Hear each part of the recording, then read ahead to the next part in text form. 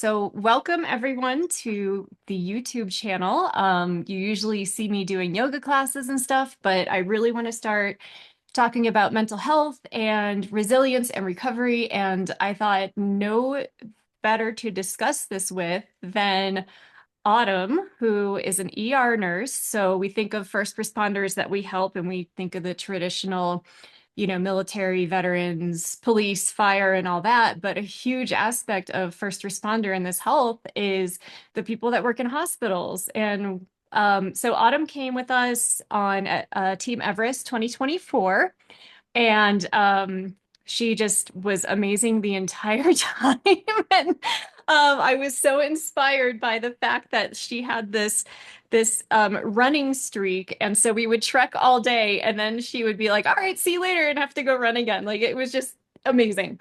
So anyways, her trail name is Homeless Rainbow Bright because she wore the brightest colors the entire time trekking. So welcome, Autumn. Rainbow Bright, whoever we want to call you today. And can you just tell us a little bit about you? I've been an ER nurse for 14 and a half years, mostly ER the whole time. I flew as a nurse medic and a medevac, a BK for 4.5 years. That was wonderful. And now I mostly do ER travel nursing so I can chase the sun all year round. That's awesome. So I know I don't let you tell the story here, but you've had a little bit of a wellness setback this winter, and I have been watching your recovery via Instagram, and I can't tell you how inspired I am by your resilience and how you're dealing with this. So you want to just share a little bit about what you're Yeah. dealing with right now? So I'm 6 weeks post injury as of yesterday. At the second to last day of the year, I caught my heel on some loose sand and dislocated my ankle, breaking my tibia and my fibula. When it happened, I knew that my leg was broken. I put my ankle back in myself, which sounds really tough, but as an ER nurse, like the joint needs to be where it needs to be, and it will feel better after it's back in. And so, although it was difficult, I feel like not just as a first responder, but just as a slightly controlling human being, I feel like I can do things better than anybody else. So I know where my ankle needs to go back in. And so I feel like I would rather do that procedure right from the get go than to have somebody else do it or wait 20 minutes or wait for medications. And I'm glad that I did. It took away most of the pain right away that I didn't want narcotics when I went to the hospital. I just wanted x-rays to tell me, is it broken? And let's make a plan from here. That's so interesting because I went through a wilderness first responder course this last October, or not October, December. And one of the things that they teach those first responders to do is actually be able to like reset joints. And we're the only kind of like first responder that can do that because of the idea of you're in the wilderness.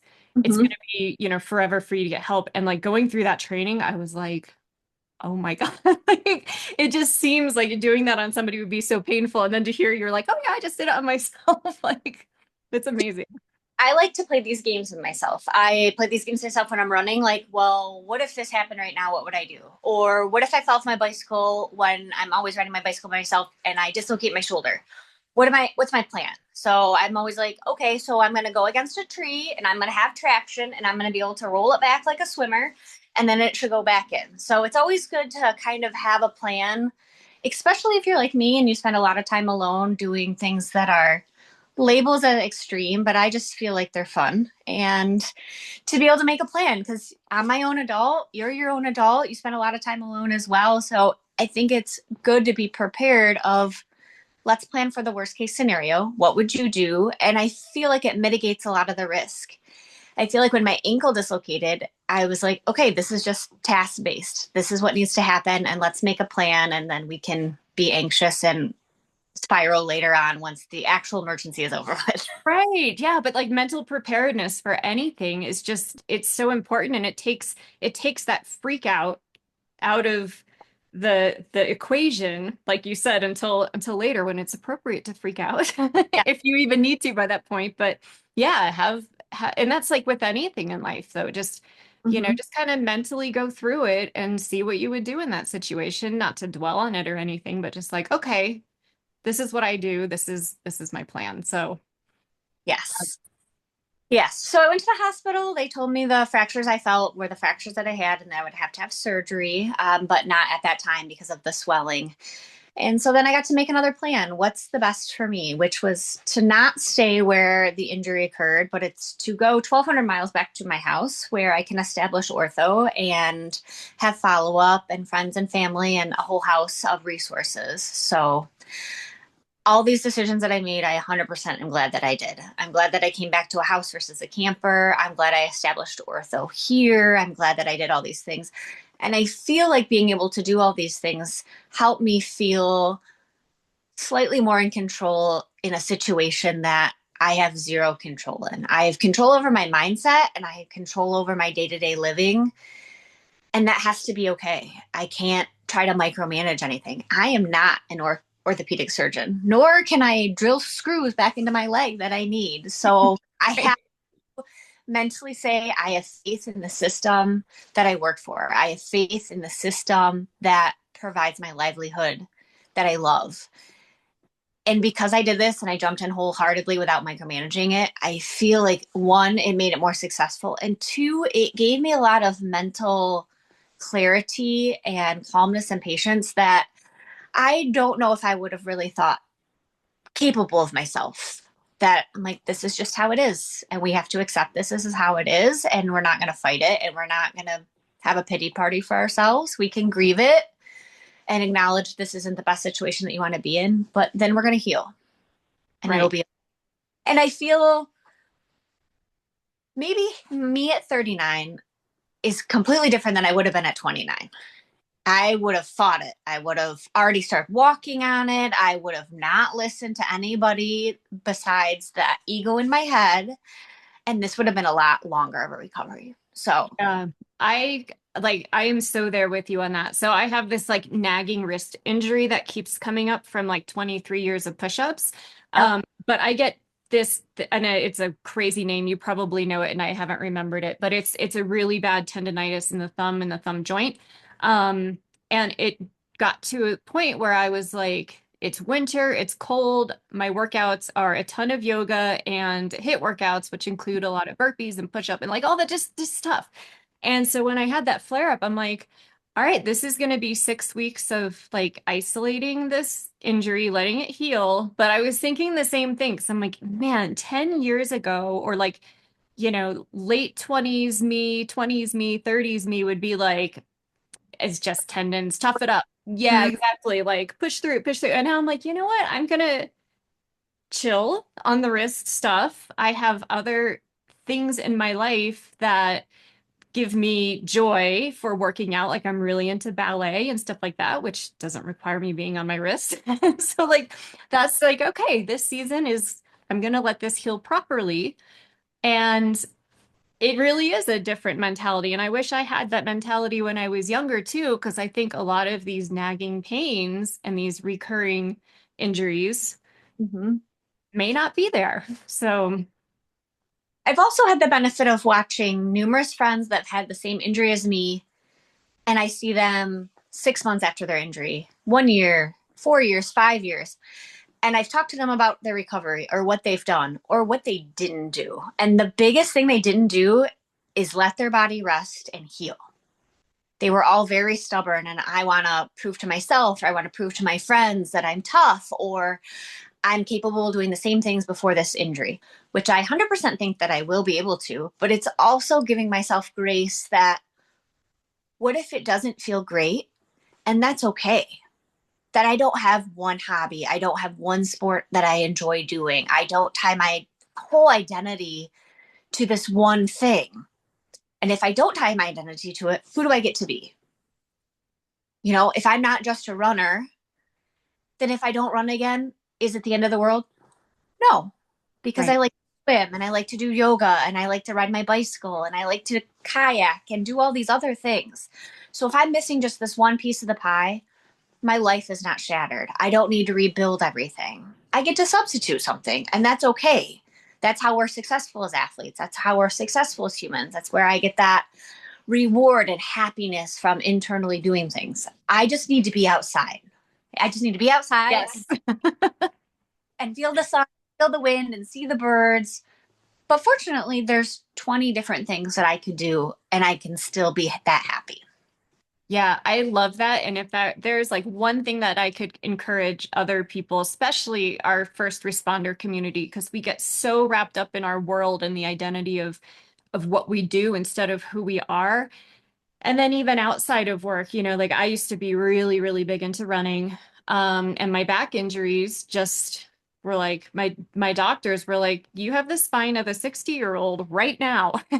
You continue this, it's not going to be good. So, okay, I got into long distance trekking. So like it's just kind of like, all right, I shift of what I like and Right. we just adapt and we have different things to be good at and look forward to. And that's the one thing I just wish everyone I met, I could be like, what's your hobby?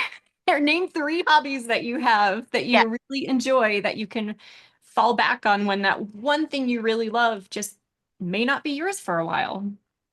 I agree. I 100% agree. And I also think it's important that your friends are all not in one hobby. Yes. I have this physical limitation right now where I left Florida and I came back to Michigan. Well, Michigan in February, not super pleasant. But for me, this is a win because I can do all these inside things with friends. I'm not stuck sitting on the sidelines, or I can't go on somebody's boat because I'm on crutches, in the middle of summer. During the wintertime, there's a lot of indoor things that I can do with friends and family that are rewarding, that I enjoy, that I don't feel limited. And then my neighbors are shoveling my driveway, so I'm not stuck inside. So it's all, yeah, without having for me to ask. So it's a nice it's nice to see that I feel like I've made an effort to help people in my life, not because they are owed it, but because it makes me joyful that this is part of a community. And I very much feel like people have helped me so much without me having to ask, that I so greatly appreciate. It makes you feel not only good because you've put good things into the world, but because you've now received really good things from people, that it makes me feel really good about myself and the community that I helped build, that it's not a one-way street.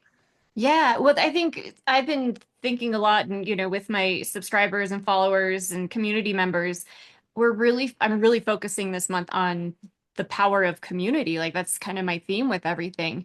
And it really is like you have just like our, diversified hobbies and stuff. You have to have that diversified community as well. And like in your situation, you can't do this all alone.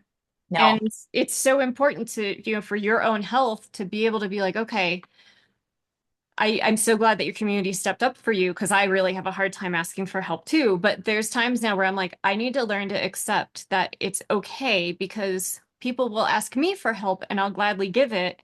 And now it's just kind of like this karmic exchange of like, okay, accept the help. It's okay. Like, Yes. Yes. yeah, so the community is huge. I feel like I sat down with myself the day after this injury of, okay, we're going to check our ego. We're going to check our ego with this injury. We're going to check our ego for asking help, because I ask for help as well as probably any other first responder, which is very terribly. Yes. Also, accepting help, it's like accepting weird compliments where you're like, Merry Christmas. I don't know what to say. Thank you very Right. much. I suppose. I'll put things in your yard. I won't ask you to pick up a newspaper in my yard, though. Like I'd rather give all and not take. And it's been overwhelming on the support that I've received. To the point to make me uncomfortable. I feel like it's one of the reasons why I didn't say anything on social media, because without posting anything, my friends and my family were overwhelmingly supportive, and it made me very uncomfortable. Of which I had to take a look at myself, like, why are you so uncomfortable receiving the love that you give to other people? I don't know. Let's look Right. at that, right? But also acknowledging and how nice it's been, that my family and my friends have come and helped or sat by and done things without having for me to ask for every little thing, which has been very nice and kind of a side that I never got to see of myself and a side that I've never permitted this nurturing ability for my friends to give to me, which has been very nice and very supportive. That I feel like a lot of people probably would have blown off. I myself in the past probably definitely would have blown off, but it's nice to see that I am just as supported as the support I give others.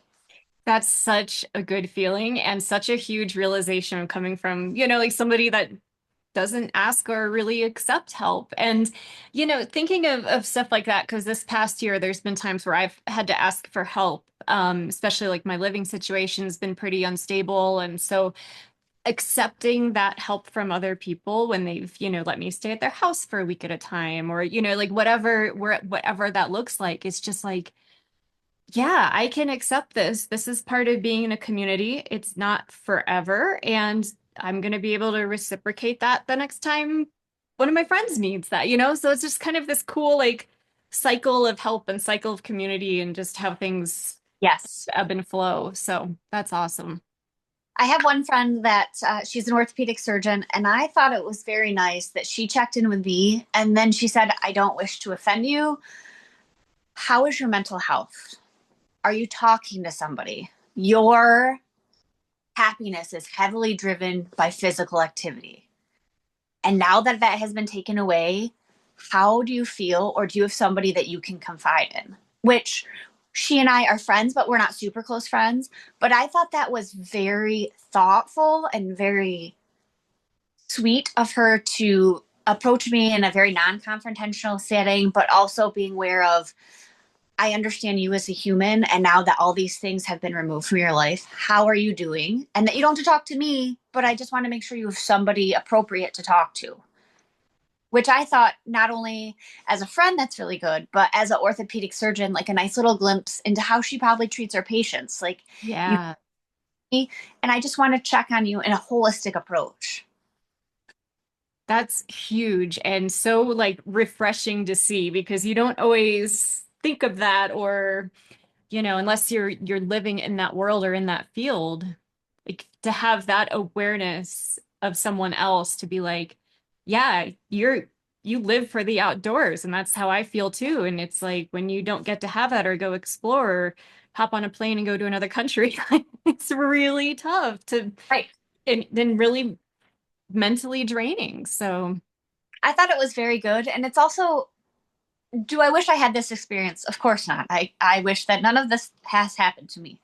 However, it's already changed my practice as a nurse going forward from how do I put a splint on somebody now that I've had these bones broken? How does it feel?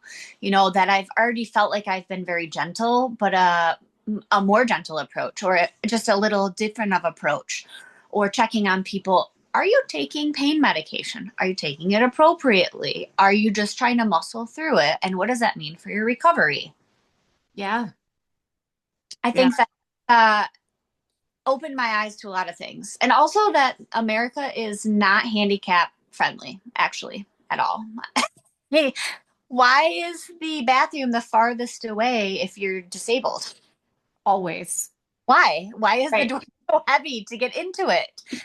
Why would you put the sink away from the paper towels? If you're using an assisted device, you don't want wetness around, just all these things that I struggled with as a very able bodied 39-year-old. I can't imagine if I had, any sort of muscle fatigue, any muscle breakdown, that I wasn't strong to begin with. And so I'm so far behind the curve now during my recovery. How can I help patients better or their families better? Yeah, I mean, it's been a while since I had foot surgery and I say foot surgeries plural because I had my initial foot surgery and then the next preceding 2 days after I had two emergency foot surgeries because it was so jacked up. Um, and then fast forward years later, I had to get the screws removed because they were backing themselves out. Like it was just a giant mess. But there was a time where I was 8 weeks non-weight bearing. And it's been a while. It was, oh my gosh, almost 10 years ago since I had that surgery. But just I remember not wanting to leave and not wanting to go anywhere because it really was just like such a pain in the butt. And at that time I was too proud to accept help. So I was like, I'm gonna muscle through and use my crutches everywhere and I won't take that, wheelchair assist in the grocery store. Like it just was those like, oh, stop it. Why did you have to do that? I had my ego at the grocery store. I was crutching around and like then you can only buy four things and my leg was too bruised, so I couldn't use my knee scooter yet. And I was like, Autumn, what are you doing? What are you doing? How about you check your ego? Like the amigos are there for people like yourself. You're not abusing them. You are not misusing them. You're not taking it for a joyride. You're buying 17 pieces of produce and you cannot carry them all at the same time without bruising them. So Exactly. just accept it. It's okay. It's temporary.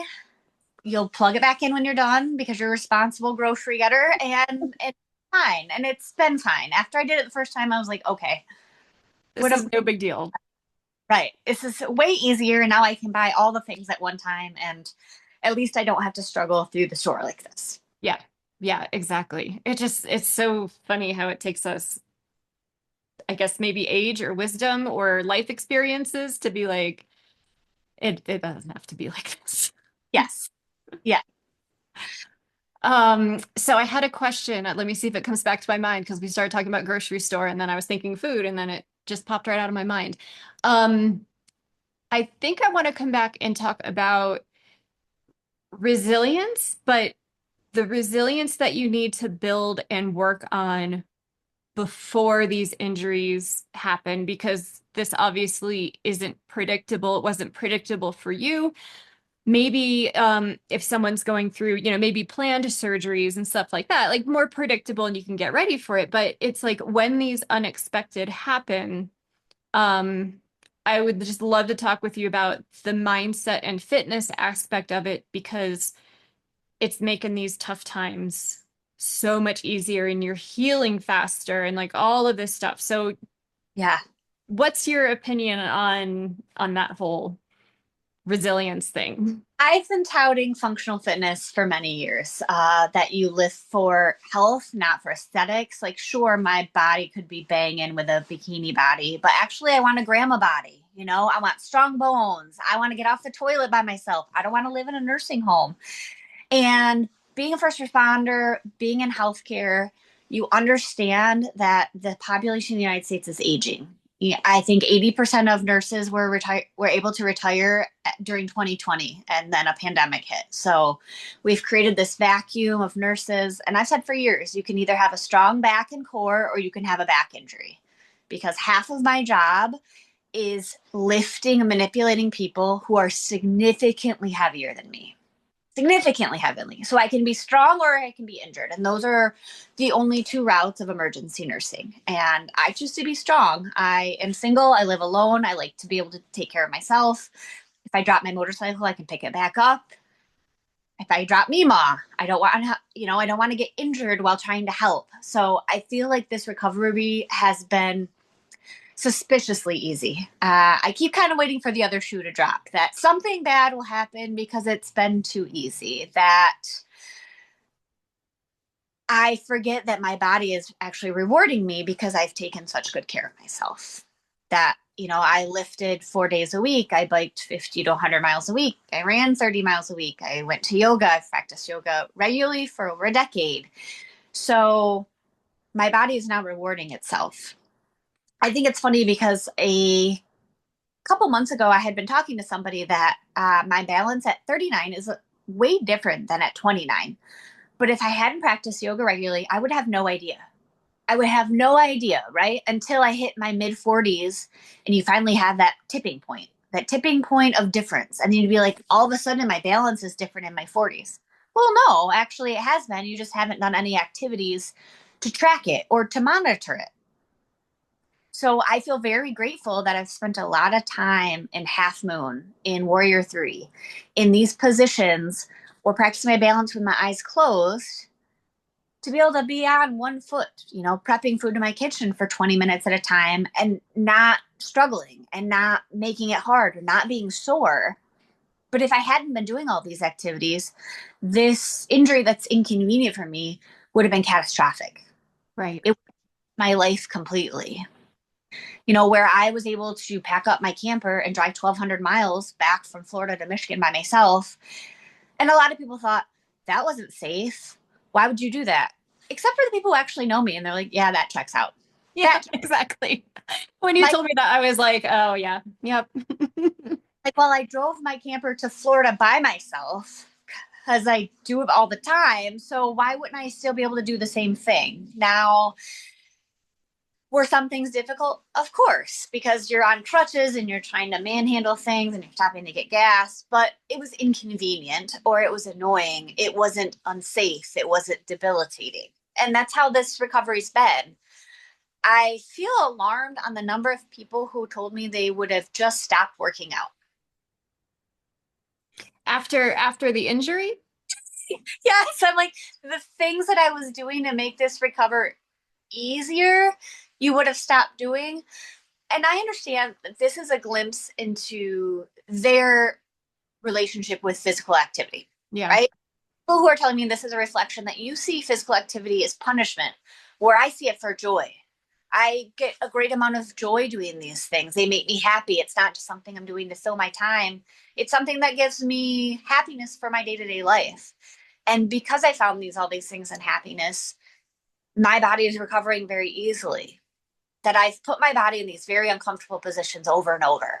Biking 50 miles is hard. Trekking for 12 hours is hard. Going to 90 minutes of hot yoga and holding these poses while breathing and not doing this with your forehead is hard. But because it's hard and I know that my body is supposed to do it and it flourishes from it, I've been able to continue to do these things without freaking out of, wow, my ankle's really stiff. Maybe this is my whole life. Where I'm like, no, my body's stiff every morning. So my ankle's going to be extra stiff. So going forward, I'll plan 20 minutes mobility before I start my day, and then it'll be better. I'm going to prep it for success. I'll lose a little more sleep, but I'll get a lot more movement, and that will be better. Exactly. Yeah, that is such a great way to look at things. And when I look at exercise, and I've always said that exercise and movement is a non-negotiable part of life. It just isn't. We're built to move. We're built to do things physically. And I've just looked at my life and decided, where can I find the most joy out of this non-negotiable item? And it's the outdoors, it's trekking, it's traveling, it's doing different things. Now that my whole world had revolved around my huskies before because it was 6 a.m. and they need to go, like, not just out, but we are hiking and running and like all of the things. And so when I lost both of them last year, which, like, I never ever would have expected that I would lose all both of them within months of each other. And I had this like really hard struggle this winter because they kept me out all winter. And I'm like, no, it's snow on the ground. Like I don't really want to be cold outside. But then I was like, nope, you have to. That brought me so much joy. So now it's like, what else will get me out, will get me doing things? And so I started going to the horse stables and learning horsemanship, which is something I always wanted to do. And then also I volunteer at the local shelter now where they have this doggy day out program where you get to like rent a dog and take them for a walk. And so I'm like, you know what? This is what brought me joy in the past. I will keep moving. I will find new, things to kind of fill that spoke of that wheel that was so important with the my animals in my life. But you just have to find other things that'll keep you mentally sound and physically fit. And, it's not negotiable. I agree. I agree. Yeah. Well, cool. We've been chatting for a little while now. Is there anything else that you think would be helpful to share about resilience and injuries or mindset or just anything in general? I think it's important if you're injured to talk to people who had a similar injury to you and ask them what helped and then ask them what didn't help. And I think that's very helpful, whether it's exercises that you've done, products that people recommended that you were like, don't buy that. That's not helpful. Or any sort of, physical fitness plan. I feel for myself, and it sounds like from a lot of people, even for this surgery that I had and a recovery, there's not like a syllabus. You know, I'm a nerd. I am a lifelong learner. I would love for you to put an online platform of this is what I bought and this is what I recovered, but there really isn't. And so finding what works for you or doesn't work for you, I feel like is a big challenge and probably a source of frustration for a lot of people. So I think that checking with people, you know, like yourself or me or other people who are very physical fit and just checking in to know that you're not alone, to know that your recovery is a normal pathway and that what you're doing isn't crazy. It's what your body is asking for. Like Mhm. how can I heal myself? What do I need to do? Love it. Love it. Well, thank you so much for chatting with me today. It was so fun to catch up with you. And Yep. I'm going to keep watching your Instagram because I love your motivating stuff every day. So I love it. So, all right. Well, keep me updated. Okay. Good luck on your recovery. And I can't wait to see you out on the trails again. Thank you. Thank you. Okay. Bye.